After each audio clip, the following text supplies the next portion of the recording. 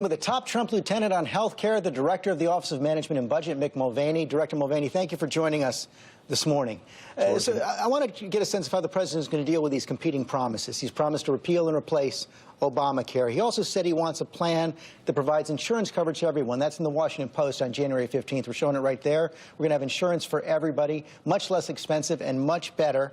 And during the campaign, he promised no cuts in Medicaid. Tweet from May 7th, 2015. I was the first and only potential GOP candidate to state there will be no cuts in Social Security, Medicare, and Medicaid. But as you know, so far, the independent analyses of your bill show that 6 to 15 million Americans are going to lose their coverage they now have under Obamacare.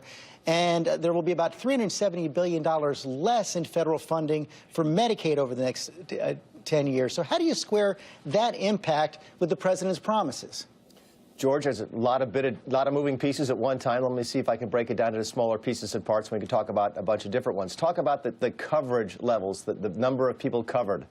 We continue to think for a long time that the CBO is scoring the wrong thing. They're scoring Obamacare as it exists today, not tomorrow. Obamacare is this close from completely collapsing. For example, I live in South Carolina. We are down to one provider in that state. There's 4 or 5 states that I think are down to one provider, and the CBO is failing to take into consideration what happens to folks in South Carolina when there are no providers, which there may be as soon as next year. So we don't think the CBO is counting correctly that way. But at the same time, we also think they're not counting the right thing. Go back to the original idea of Obamacare was supposed to be that people could afford to go to the doctor. They can't. They can afford to have coverage. They can afford to have a little plastic piece of paper that says they have an insurance policy, but they can't afford to go to the doctor. But the president said insurance for everybody.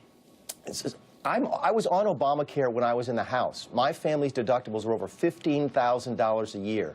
Other folks who don't make as much money as I did were on the exact same plan. Do you think they could afford to go to the doctor? That's what we're trying to fix. Not coverage for people, not coverage they can afford, but care they can afford. When they get sick, they can go to the doctor. That's what the Donald Trump plan is working on, and that's where we think it's going to be wildly successful. Well, but they will have less money to pay for that coverage right now, less money to pay for that care. But also on the point of Medicaid, the president said during the campaign he would not cut Medicaid. This bill is going to reduce federal Medicaid funding by about $370 billion over 10 years.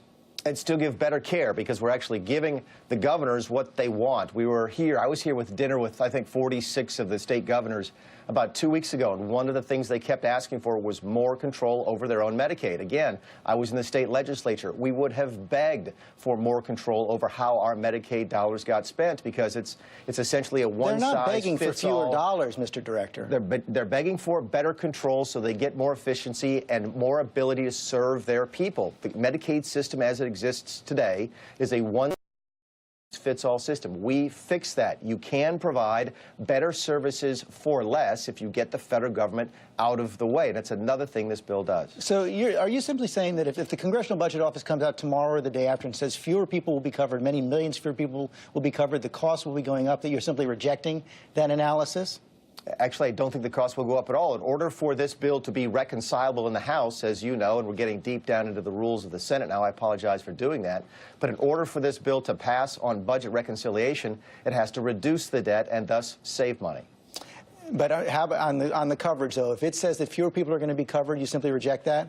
If the CBO was right about Obamacare to begin with, there'd be 8 million more people on Obamacare today than there actually are. So I love the folks at the CBO. They work really hard. They do, but sometimes we ask them to do stuff they're not capable of doing. And estimating the impact of a bill of this size probably isn't the best use of their time. So it sounds like you're going to reject. Let's move on now.